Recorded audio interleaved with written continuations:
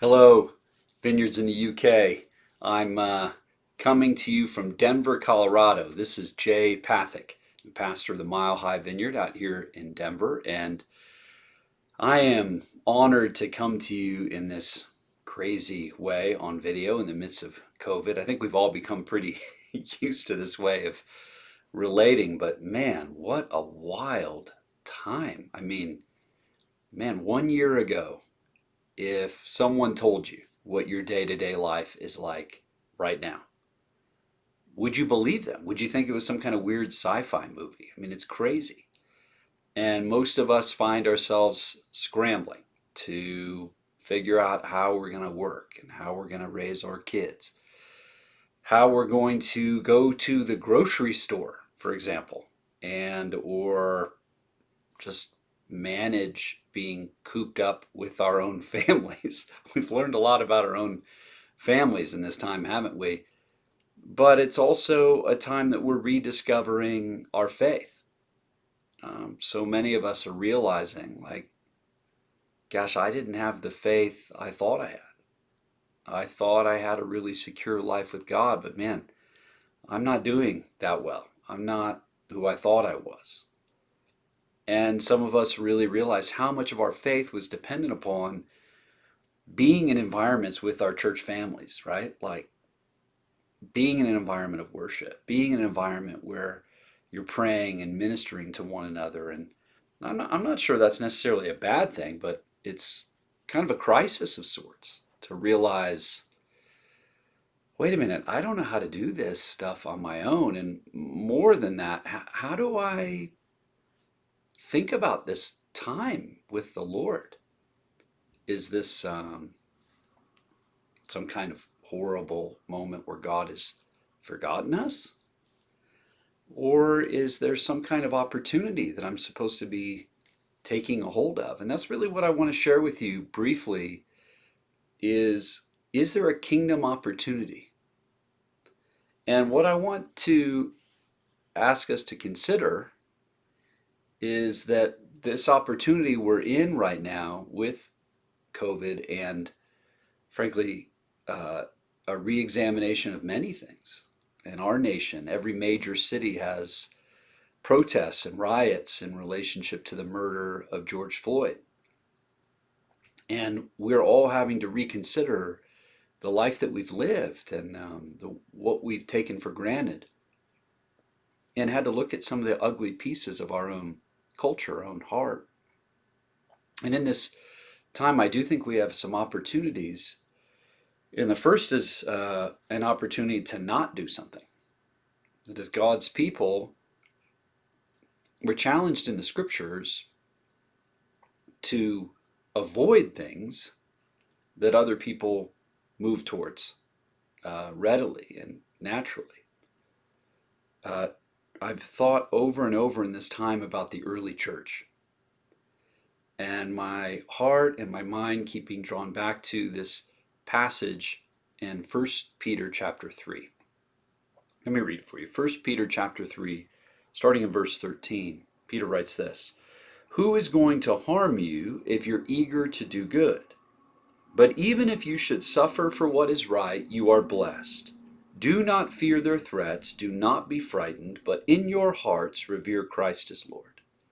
Always be prepared to give an answer to everyone who asks you to give a reason for the hope that you have, but do this with gentleness and respect, keeping a clear conscience, so that those who speak maliciously against your good behavior in Christ may be ashamed of their slander.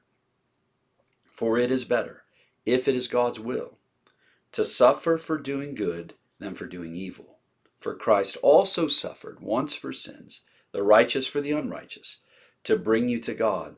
He was put to death in the body, but made alive in the spirit."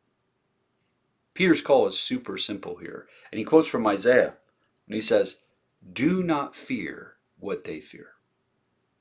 Other translations, quoting, of course, he's quoting from Isaiah chapter 8. Other translations would say, "Do not call conspiracy what they call conspiracy." Have you heard a few conspiracies going around these days? I have. And Peter says, listen, because you're a follower of Jesus, you're not going to be afraid of what they're afraid of. You're not going to call conspiracy what they call conspiracy.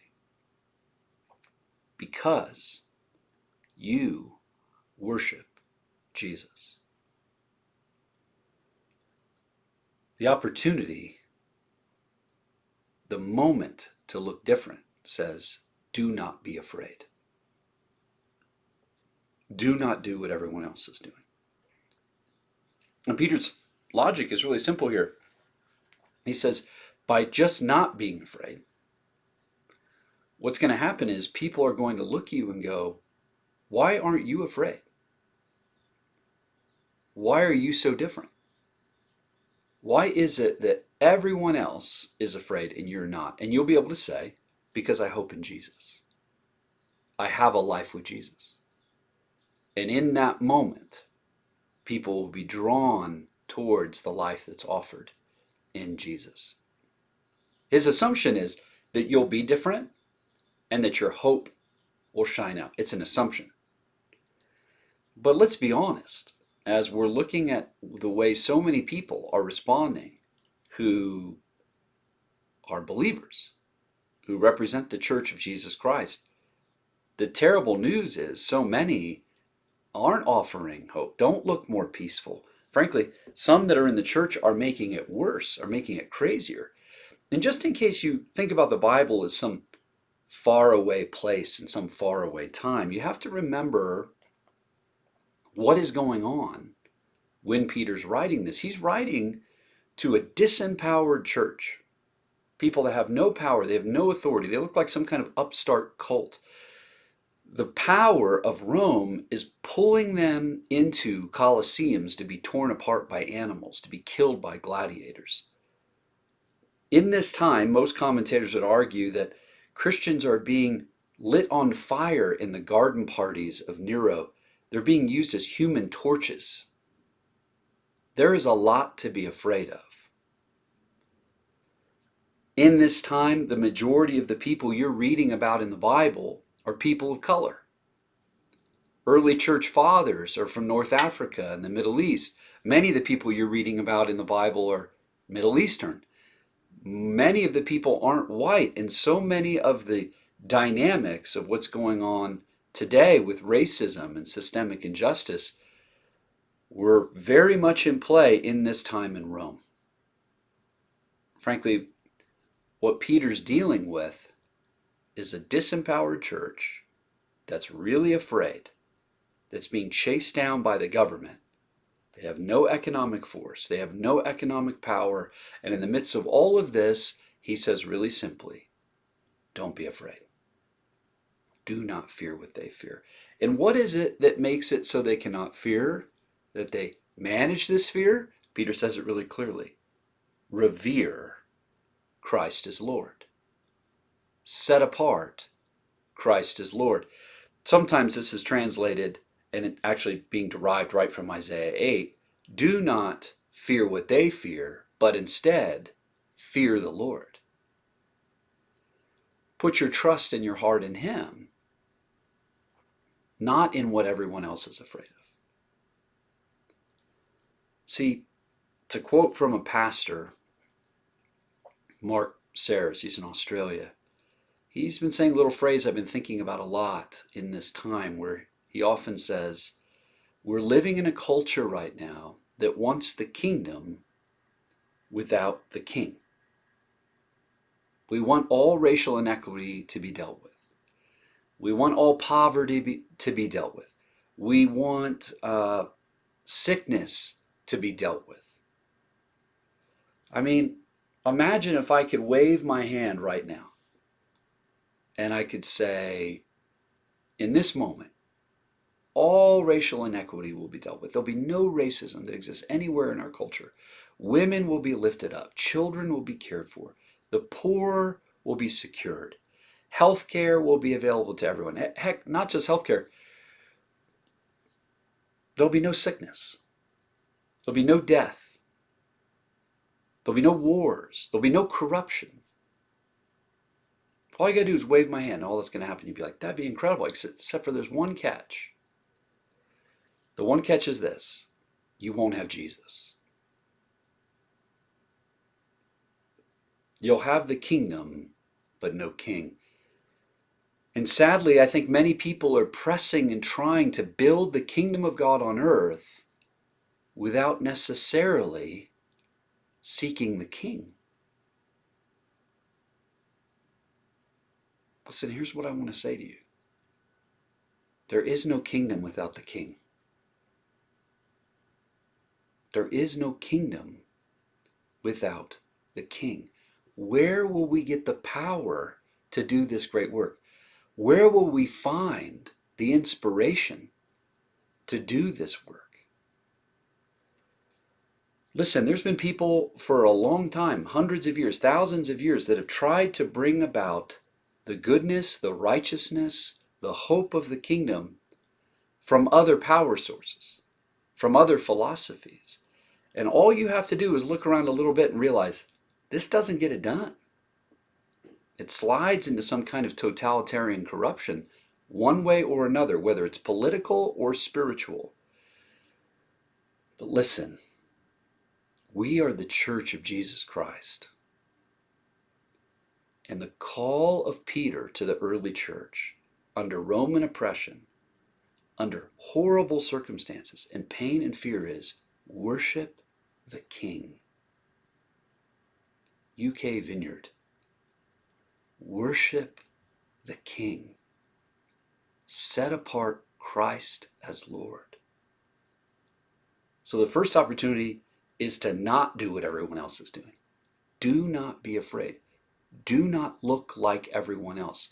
And I got to tell you, as a pastor, and maybe it's different in the UK, but in the US, I've been genuinely discouraged. I'm aware that most of the believers that I'm around are more formed by the news than they are by the scriptures.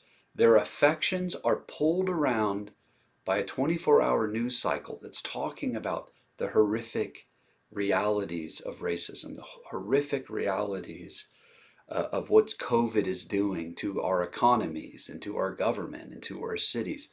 And they're being formed by this fear. And then I get my 20 minutes to preach a message. They're not even being informed necessarily by the scriptures. They're being informed and formed and quite literally discipled by the news and by fear and by trauma and pain and misery of what's happening in our world. And then they're trying to kind of press Jesus around the edges of that. Listen to me. As the people of God, fear Christ, seek Christ, revere Him, worship Him, adore Him, fall in love with Him. He is more beautiful than you could ever imagine. And when the scriptures say to fear God, what it's really saying is recognize His power, recognize His authority. Let that dictate reality to you.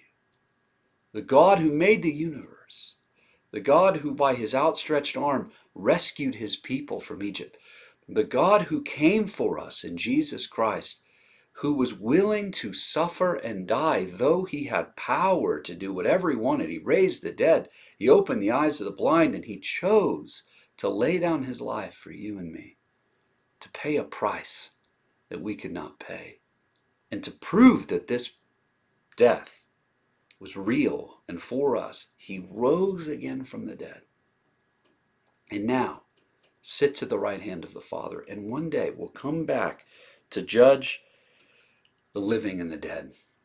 He will make all things new again. His kingdom will be brought to bear fully. But now, we're in this moment in between, where we stand as people who are recipients of this kingdom in our hearts, in our lives, by the presence and power of His Spirit. And yet, His kingdom has not been fully to bear. Listen, we cannot bring the power and the presence of the kingdom without worshiping or adoring and obeying this King, Jesus. How are your own rhythms going in this sense?